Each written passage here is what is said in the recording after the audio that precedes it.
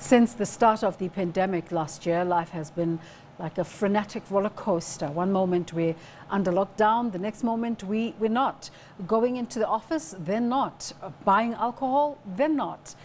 There's a similar roller coaster approach to sleep.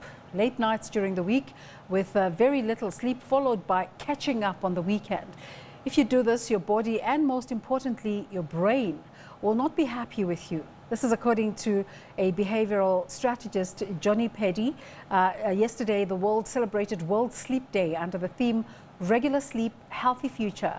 We have Joni Peddie via Zoom to talk to us about the importance of healthy sleep. Joni, a very good day, and thank you so much for making the time. You look nice and bright, so you must have had your good share of sleep today. I have regular sleep, Desiree, so that's one thing that is a non-negotiable in my life.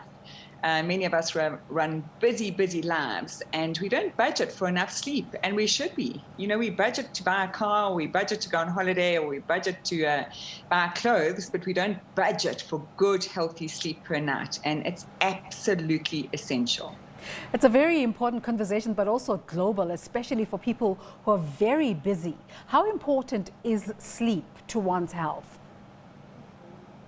Well, you know, while you're sleeping, your brain is not sleeping. So I always have a whole lot of fun to say, people, you know, let's look at what's happening between our ears. And these are obviously two halves of the brain. The brain is very busy when you're sleeping. And it's busy really making sure that the fighter cells are fighting cancer, fighting inflammation, boosting your immune system. So in these pandemic times, you are very silly if you're not getting at least 7 hours a night. So if you want to flush out the toxins in your brain, you need to do that while you sleep. And that only happens after 7 consecutive hours of sleep. And Desiree, what happens there, it's just so jolly fascinating, is that we all know we get plaque between our teeth if we don't brush our teeth twice a day.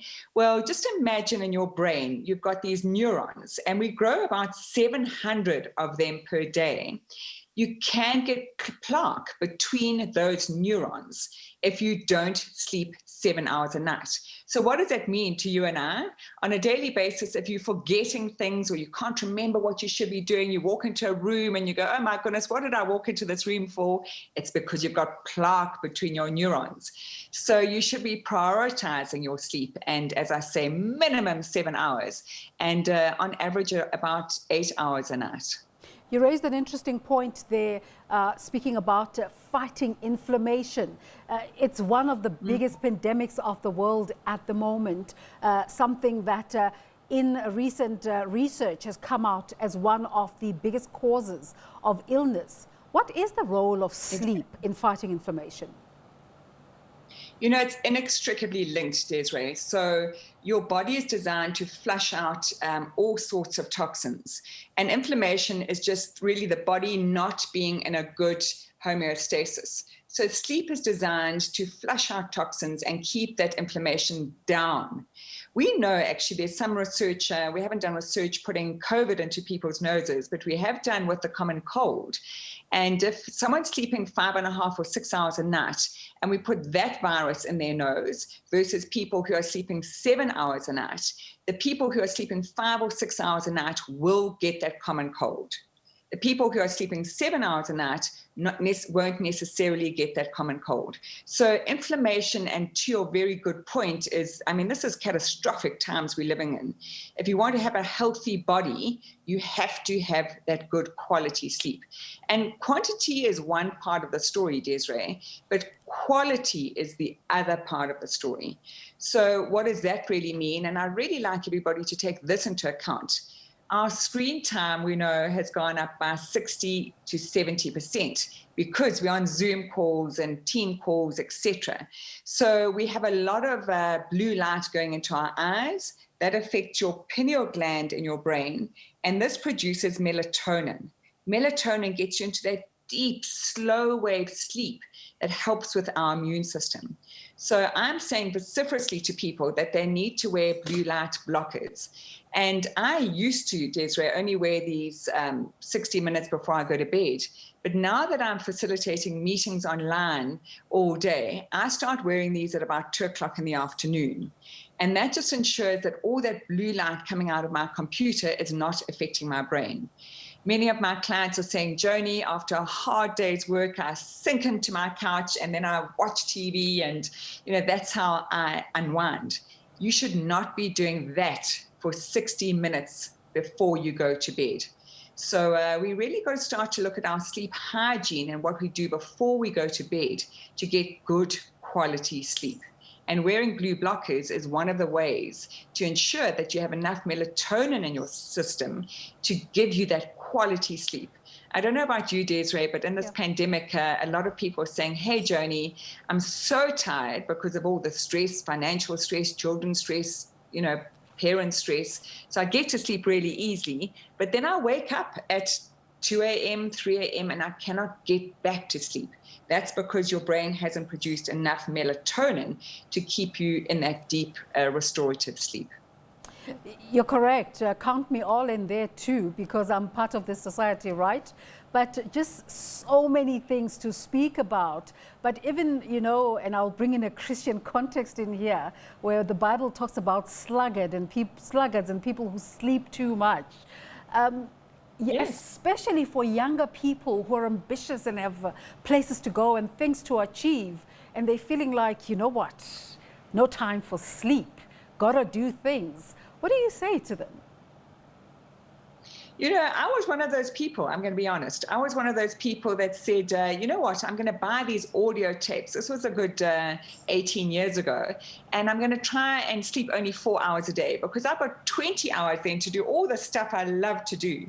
And actually, the latest neuroscience says that you develop these 700 new brain cells a day, but you've got to sleep the minimum 7 hours. So we know categorically that if you're sleeping less than 7, you will get dementia or Alzheimer's. It's not a if, but, maybe genetically or epigenetically. You will get it because of that plaque between your neurons. So I say to those young people, prioritize your sleep and make sure that you're not drinking too much alcohol either, because that will disturb your sleep. So you've really got to have a look at what we do today for all of us, Desiree. You and I today, I always say to people, our habits today, the 20th of March, will affect our biology tomorrow. Because Alzheimer's takes about 20 years in development in your brain. So, I'm in my mid-50s now, what I'm doing today will affect me in my mid-70s. So I'm very, very mindful of prioritizing my sleep and good quality sleep. So we've spoken before on the show to international sleep expert Arianna Huffington. And she was talking about leaving your devices outside of your bedroom to ensure you have quality sleep. When on the other hand, in an effort to help people with trying to develop their sleep patterns, smartphones now have that feature where it helps you to regulate how many hours you put in, so it helps you to give you an alarm to wake up at a certain time. How do we balance the need to put away the smartphones and the necessity of the smartphones in helping us in the process of developing better sleep patterns? That's such an excellent question. And I'm going to just rewind to say 4 years ago, I was working with Arianna Huffington in Washington, D.C., and I gave her a South African present. So this is the present I gave her. It's a sleep bed made by the Ria Booker Foundation. They're a bunch of ladies who bead, they're an NGO. And I said to her, Arianna, we are vociferous about putting away our mobile phones, and we put them into this bed. So, and she loved this bed because it's just so practical. So we put that away under the duvet, and oopsie daisy, and it's got its own little pillow. And yes, we put this away. So, but back to your question, Desiree, how do we do that practically? Is I have my mobile phone on my bedside table every night. However, it is always on airplane mode at night. So I'm vociferous about not using it for that last 60 minutes before bed. And actually, Ariana Huffington taught me this. She said, Joni, I hear your habit is to kind of, be on Instagram and Facebook and see what's happening around the world. You've got to stop that. And her Sleep Revolution book was excellent in saying to people, put your mobile phone away. Start reading novels. And I have to say, 4 years later, I still have that habit. I put it away. I read a paper novel because that's not going to emit blue light into my brain. So I'm going to get that melatonin. And then what I also do, Desiree, and this is also a function of smartphones now, is that you can program in numbers that you need to receive calls from. So if you've got elderly parents or children at boarding school or university, you can program in their numbers so that you get that. But I want to say to people, we have to be disciplined about 1 hour digital detox per day. So, this is an extension of many teenagers' hands. They want to hold on to it and be on it until the last minute before they go to sleep. Yep. That is so bad for your brain. So we've got to start doing that. We also know the research is that if this is not on airplane mode, you will get brain cancer, breast cancer, or prostate cancer. Joni, so like I said, the rays that come out will affect you. Like I said, there's so much to go through. Obviously, we don't have enough time to touch on everything for now, but just a quick one, the effects of diet. Oh, very good. Yes, so sugary foods, starchy foods, and lots of spicy foods just before bed will also have a problem, affect your sleep.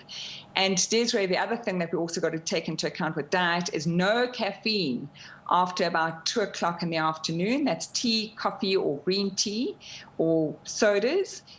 Because that has about an 8-hour half-life in your body. So if you're going to sleep at 10 o'clock at night, no caffeine after 2 p.m. in the afternoon. And that's it for now. Thank you so much for those really important insights. Joni Peddie is a behavior strategist, and we're talking about the importance of sleep, especially if you want to be successful.